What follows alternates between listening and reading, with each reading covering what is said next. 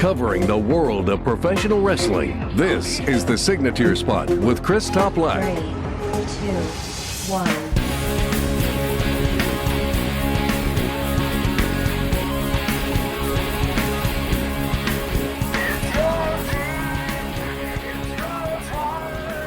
Thank you very much for tuning into the latest episode of the Signature Spot with Chris Toplack. As always, I greatly appreciate your ongoing support. This will not be a long-winded monologue that takes minutes upon minutes to get to the good stuff. It drives me crazy when I tune into a podcast, and after 10 minutes, I'm still waiting for them to dive into the content. That will not happen here. It won't happen on a weekly basis, but I will provide a little reminder that if you haven't already, subscribe to the Signature Spot on YouTube or also on Spotify, iTunes, iHeartRadio, Stitcher, Google Play, Spreaker, podcast apps such as Overcast. And if you can, leave a 5-star review. It means a lot. It's very humbling to receive such positive feedback. Plus, I just want to note this, the Texas Rattlesnake, Stone Cold Steve Austin, arguably, at least in my opinion, the biggest professional wrestler of all time when it comes to being a box office attraction. The record numbers speak volumes. He's back. His first episode was released featuring Tony Khan. So he's been absent for 6 months. Bunch of replays. This is a must listen. So when you're done listening to this, if you haven't already, tune into that show. So on the program today, we have a lot to get to. All Out ticket requests. It's outstanding. The G1 Climax participants have been revealed. I'm going to go through that.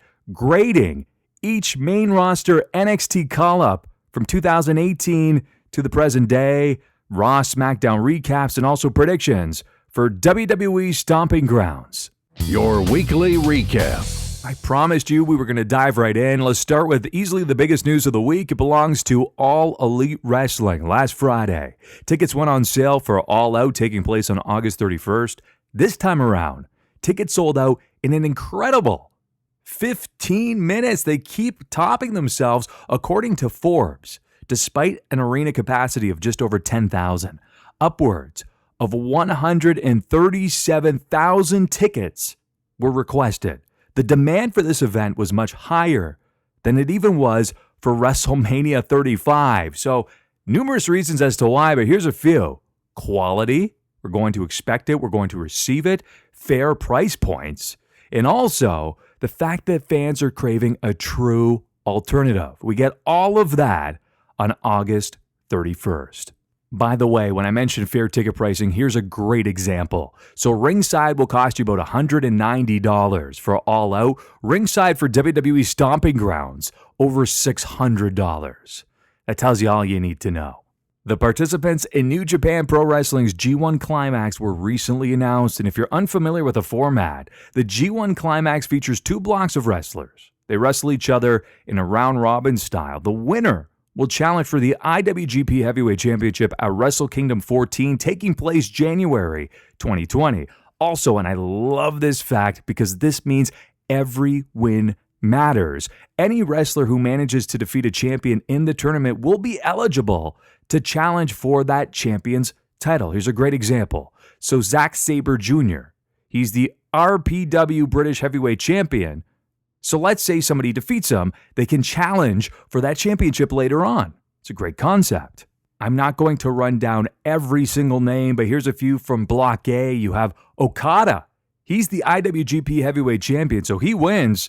Basically, nobody's challenging him. You have Zack Sabre Jr., Tanahashi, Kota Ibushi, Evil, Sonata, Bad Luck Fale, Lance Archer, Kenta, Will Ospreay. Also, in Block B, Naito, Ishii, Juice Robinson. You have Jay White, Jeff Cobb, Jon Moxley. So a lot of big names participating in the G1 Climax this year.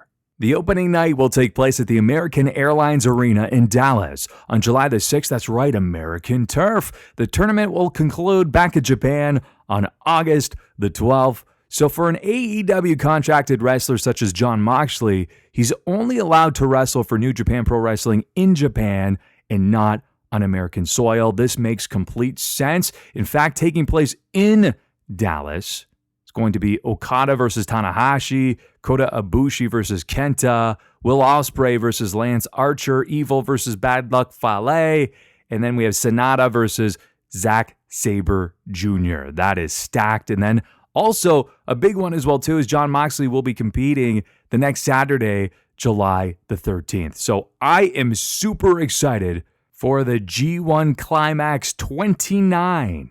And while it may seem sacrilegious, we're going from New Japan Pro Wrestling to Monday Night Raw, the common theme, Seth Rollins in a steel chair. So Elias opened the show. I read a report that this was actually intended to be the Jon Moxley promo that he rejected months and months and months prior.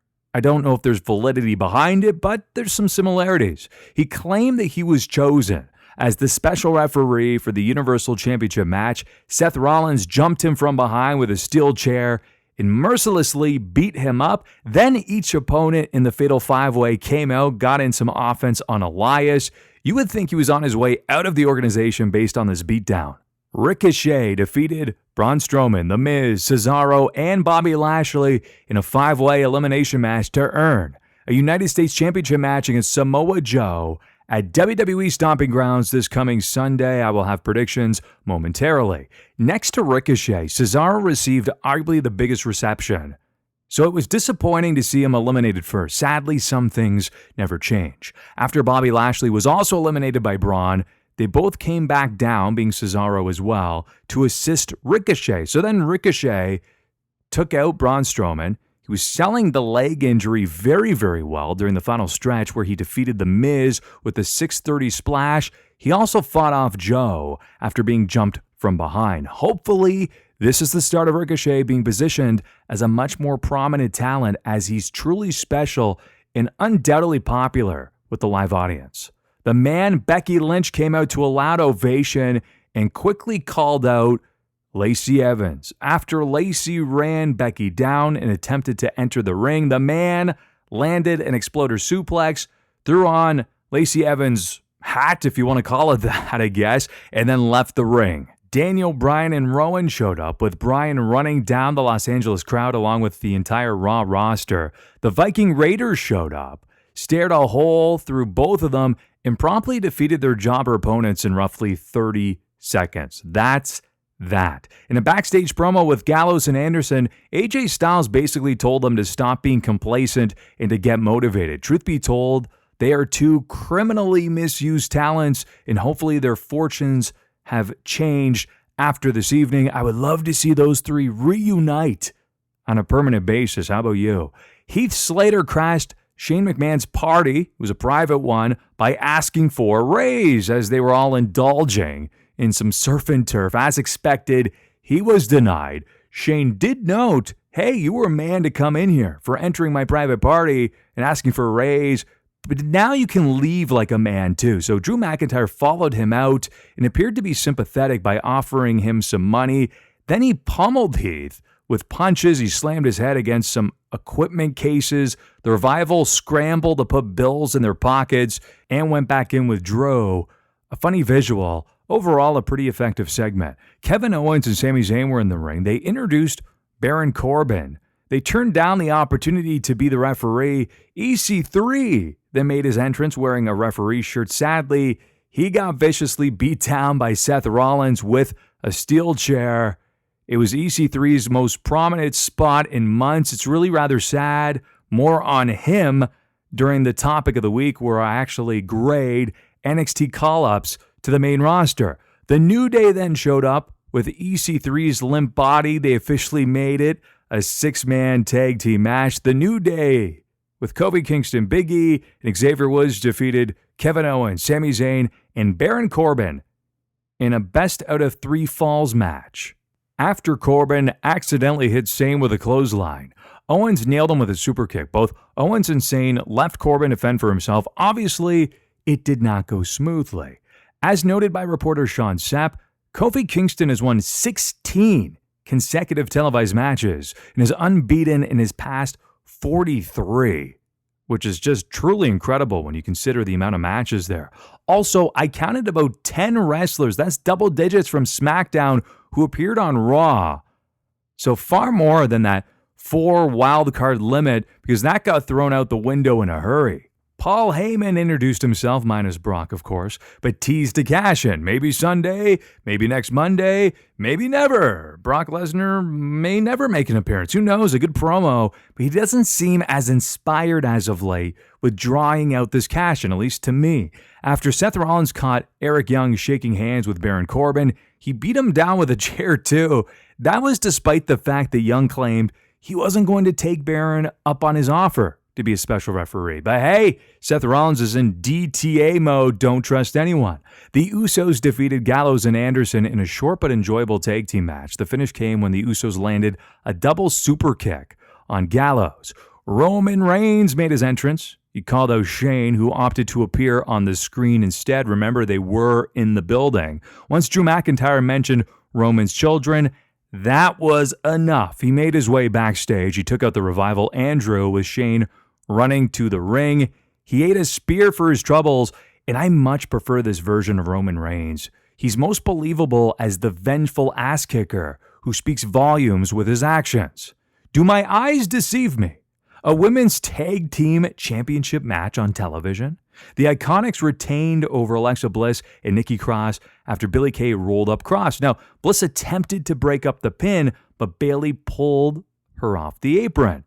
This was in retaliation after being pushed down earlier. Backstage, Cross promised to be in Alexa Bliss's corner this Sunday at Stomping Grounds. In terms of head-to-head history with Rollins versus Daniel Bryan, it's in Daniel Bryan's favor. June 2013, Bryan defeated the Raw Tag Team Champion Rollins. September 2013, same outcome. And then February 2015, Daniel Bryan defeated Mr. Money in the Bank, Seth Rollins. Seth Rollins put an end to that streak after hitting the stomp onto Bryan as expected. It was a great main event to conclude Raw. Now, I've been critical about recent episodes of Raw, but I thought that this was a very solid edition of the program. Over to Team Blue. SmackDown opened with The New Day, but they were eventually interrupted by Dolph Ziggler. The show-off noted that since this Sunday will be a steel cage match against Kofi Kingston, The New Day won't be a factor. And Kofi will owe his home country an apology for losing. He then noted again, "It should have been me." The jealousy-fueled rants continue. Eventually, this led to Dolph Ziggler versus Xavier Woods one-on-one. Sami Zayn and Kevin Owens ran down to even the odds, but both teams were ejected. Dolph Ziggler won following a picturesque super kick. From a credibility standpoint, he desperately needed this victory. Next was a moment of bliss. Alexa Bliss and Nikki Cross were both there. And then they introduced Bayley. The two engaged in a very heated exchange. Alexa Bliss had probably the best line, "Bayley, you're a placeholder because you peaked." In NXT, they really laid into each other. And now I'm genuinely looking forward to their match this coming Sunday. With Daniel Bryan and Rowan on commentary, Heavy Machinery defeated the B Team in roughly a 3-minute tag team match. Following their victory, Seth Rollins showed up and beat down the B Team with a chair. This was due to both of them waiting in line to meet with Baron Corbin. So they won't be special guest referee. They'll probably be in the hospital. And yet another week of Aleister Black being locked in a promo room. Let's hope there's a challenge that surfaces so he can escape from Shawshank Prison. It's such wasted potential to see him in there. Shane McMahon, Elias, and Drew McIntyre all made their entrances. The Miz cut Shane short. He noted everyone is sick of the boss's son. That is true. And he's taking up so much airtime. Also true. The Miz believes he's accountable for Shane's ego growing out of control. Then Shane made a match with Elias and Drew McIntyre, taking on the team of The Miz and a partner of his choosing in an elimination tag match. Shane gave him 10 seconds to find a partner. Not much time when you think about it, but just so happened that R-Truth was in plain sight. He was cautiously strolling out, trying to hide from his competitors. Just like that, we had an awesome Truth versus Elias and Drew McIntyre. And prior to the match taking place, the Iconics were seen backstage while Authors of Pain walked by. Moments later, Asuka, Kairi Sane, and Paige were nearby. They asked for a match, but the Iconics denied them. They said, "We're far too busy." So then this further led to Paige revealing that, hey, the Kabuki Warriors will square off against the Iconics next week from Japan. It will be a live event. If they defeat the Iconics, which is very likely, the Kabuki Warriors will earn a future women's tag team title opportunity. That's right. Authors of Pain, Asuka, Kairi Sane, and Paige just all appeared on the same segment. We can officially remove each of them from the milk carton as they are no longer MIA. Back to the match. First, Elias nailed R-Truth with a knee and eliminated him from the match. Minutes later, The Miz was eliminated courtesy of a well-placed Claymore kick. Backstage, Ember Moon confronted Mandy Rose and Sonya Deville, who were both eating and reviewing donuts. I guess it's something they do on social media. After that, they both teased Moon.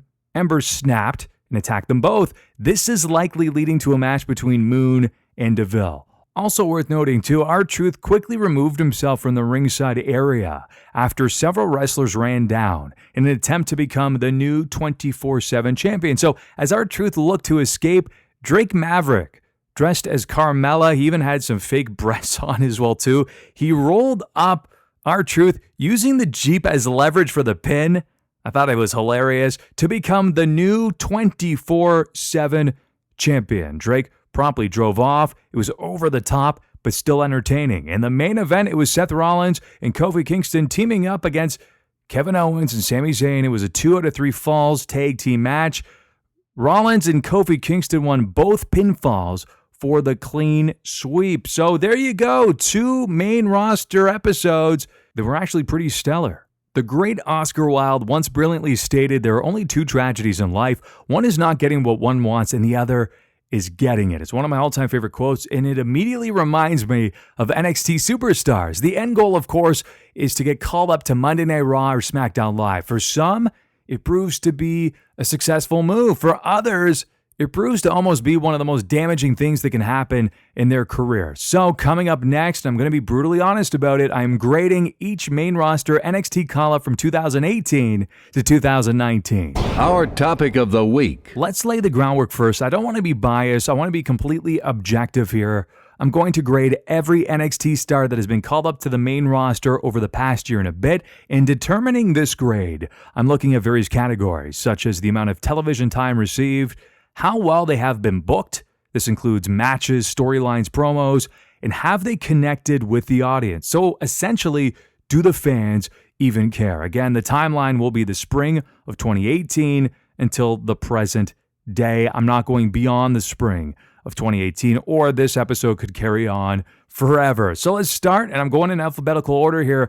Aleister Black, he debuted on February 18th, 2019 in a tag team with Ricochet. He's a former NXT champion, and the mystique surrounding him makes his character particularly intriguing. He also leverages a very effective and unique kickboxing style.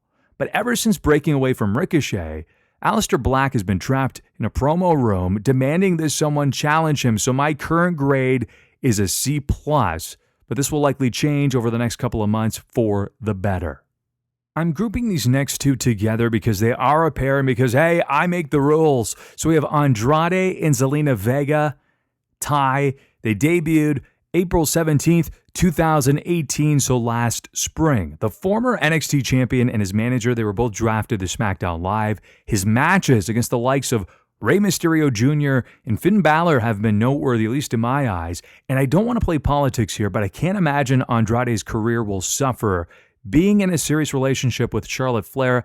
As for Zelina, her spot seems very secure as well. I would imagine that they both become more prominently featured throughout the year, with Andrade eventually capturing the IC title. At the moment, I give him a B-.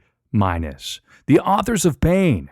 In case you forgot, and I don't blame you, their names are Razor and Akam. They debuted April 9th, 2018, also last spring, after losing Paul Ellering as their manager and mouthpiece. I was worried they would start to fizzle out, go downhill. They did have Drake Maverick join them.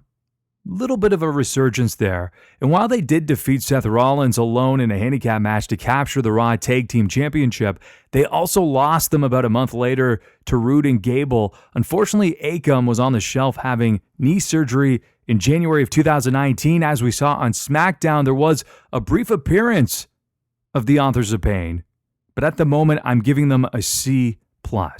Over to EC3. What can I say? Geez, he debuted February 4th, 2019, he started off by trading meaningless wins against Dean Ambrose, and then he suddenly was removed from television and became a mute.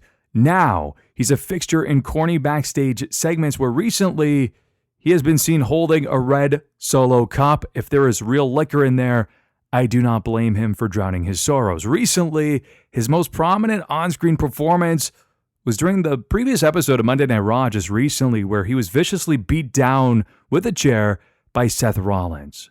How can you give him anything beyond an F? Right? He has been completely misused, abused, and he deserves so much better. I believe that he was a shoo-in to succeed on the main roster.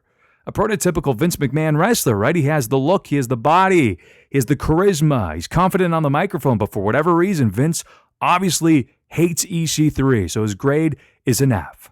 Ember Moon debuted on April 9, 2018, also last spring, and during her time on the main roster, she lost a bit of time due to an injury, but she is fully healed.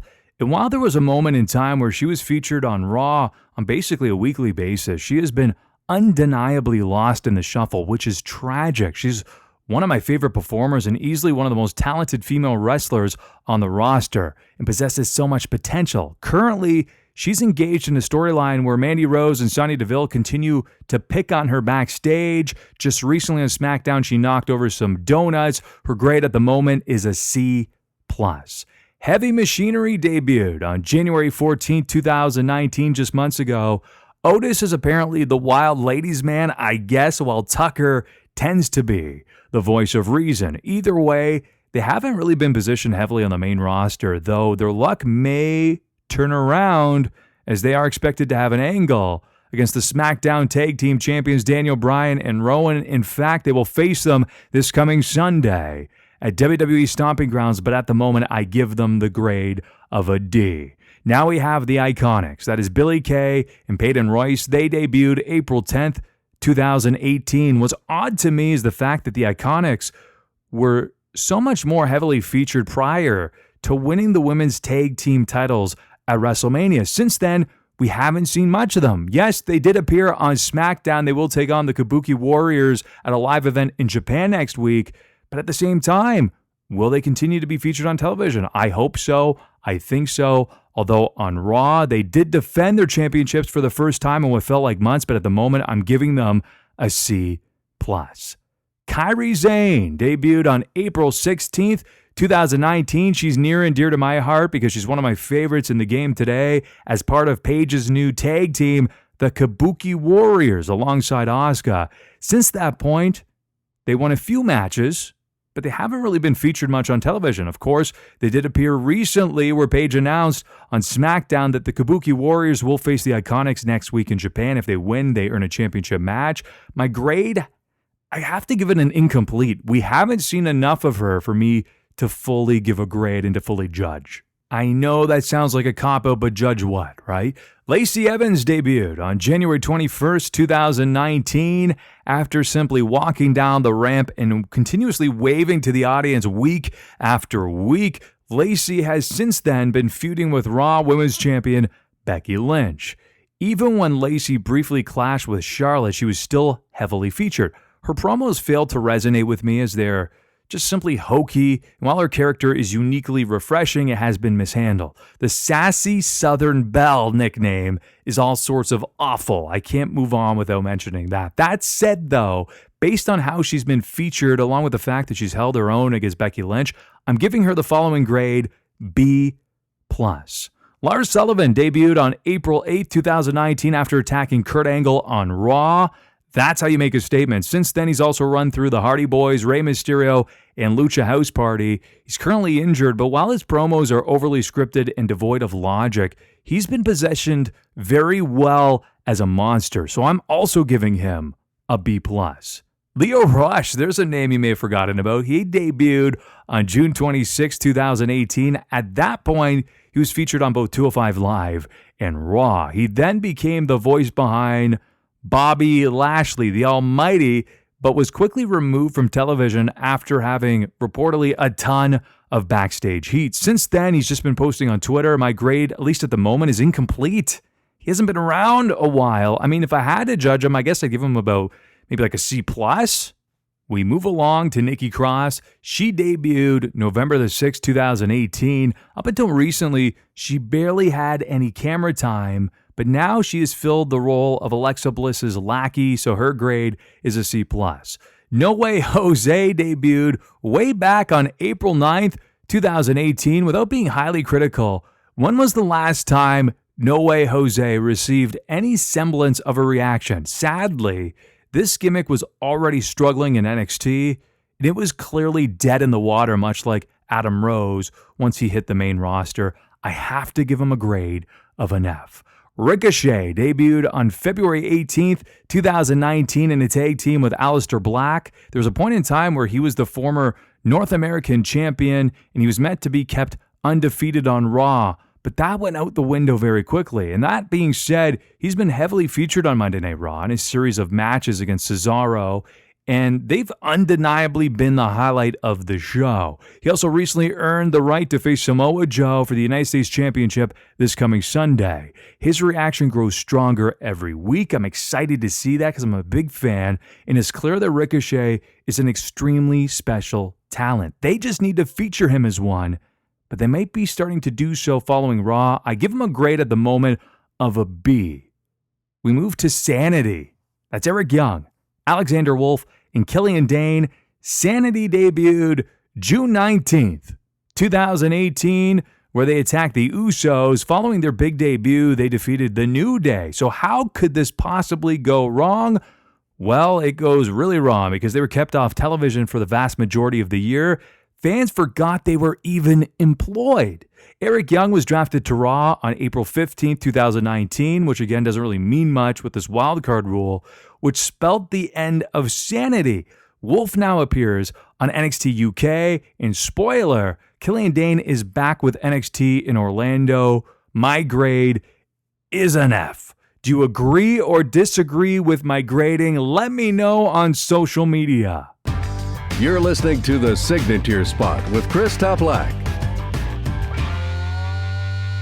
Don't cry for me, Argentina. It's been a lot of time by myself running through it all, but we're in the home stretch. It's predictions for WWE Stomping Grounds. It takes place this coming Sunday, June the 23rd, from the Tacoma Dome in Tacoma, Washington. Sadly, the event has reportedly not been selling very well. I checked it out on Ticketmaster today. There's still a lot of empty rows and empty seats. They're even offering 2-for-1 ticket deals for the first ever Stomping Grounds event. Is that a sign of the current state of WWE?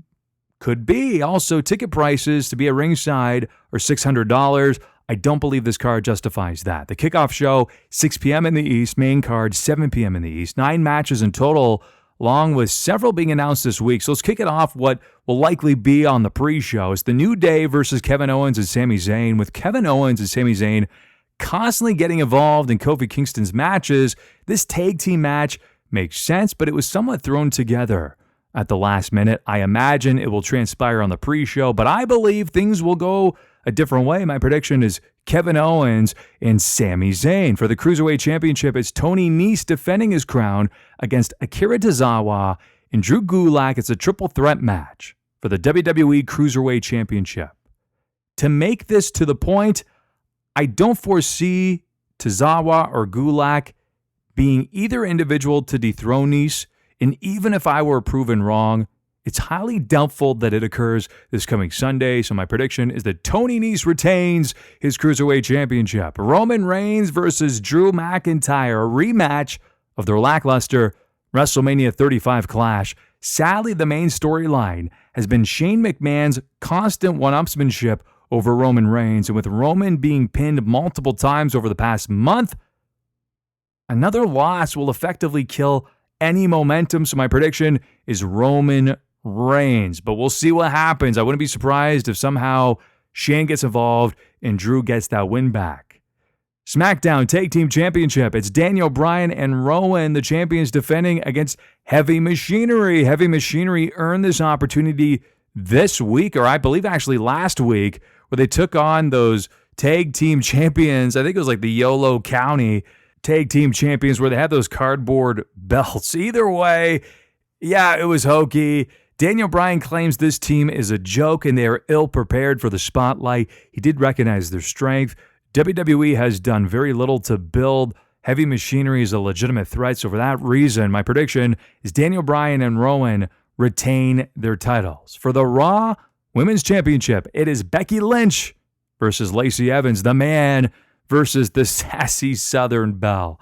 I have to question the logic of this match since Becky cleanly defeated Evans at Money in the Bank. So how did she earn an immediate rematch? Either way, this feels like a fairly predictable outcome. My prediction is Becky Lynch retains. For the United States Championship, it's Samoa Joe taking on Ricochet. Ricochet earned this championship opportunity on Monday when he won a fatal 5-way.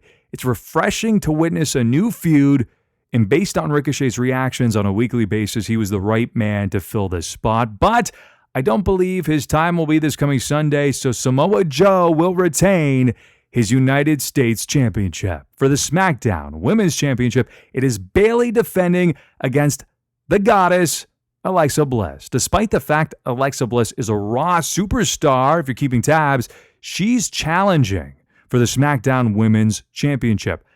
That was effectively the final nail in the brand split coffin. This wildcard rule has been ridiculous. The X Factor, though, will be Nikki Cross in Alexa Bliss's corner. But stick with me. I have a hunch. The Cross will inadvertently cost Bliss the match. My prediction, Bayley retains her SmackDown Women's Championship. For the Universal Championship, it is Seth, I'm going to hit you with a chair, Rollins versus Baron Corbin. This is their rematch from Super Showdown, and much like that match, the lingering possibility of Brock Lesnar cashing in his Money in the Bank contract could be a thing, or maybe not. Perhaps the bigger question remains, who will be the guest referee? Either way, I believe Seth Rollins retains. For the WWE Championship, it is Kofi Kingston, the champion, defending against Dolph Ziggler in a steel cage match. These two have squared off on many of occasions, but their match at Super Showdown in Saudi Arabia was unquestionably underwhelming, considering both of those talents involved. Many factors involved there, of course, as well, too, but I fully expect this match to be some form of redemption from their match at Super Showdown. Kofi Kingston has done a remarkable job as WWE Champion as he constantly overcomes the odds to retain. As for Dolph Ziggler, he is fueled by jealousy and adamantly believes that based on Kofi's recent success, that it should have been me instead. So will it be Dolph Ziggler this coming Sunday? Doubtful. My prediction, Kofi Kingston retains his WWE Championship. We covered a lot. I need a drink. I feel like I've been talking non-stop. When I record these episodes, it is non-stop. I don't pause for breaks. There's not a lot of editing. It is just lock, stock, and let's roll. So I hope you enjoyed it. And if you would be so kind, tell your friends, family, and fellow wrestling fans to keep tuning in on a weekly basis. Share it, share it, share it. That is the main part of the equation. So until next Thursday, happy trails to you until we meet again. This concludes another episode of The Signature Spot with Chris Toplack. For new episodes, subscribe on YouTube, Stitcher, Spreaker, iHeartRadio, or iTunes. And don't forget to follow The Signature Spot on Facebook for exclusive clips, polls, and opinions.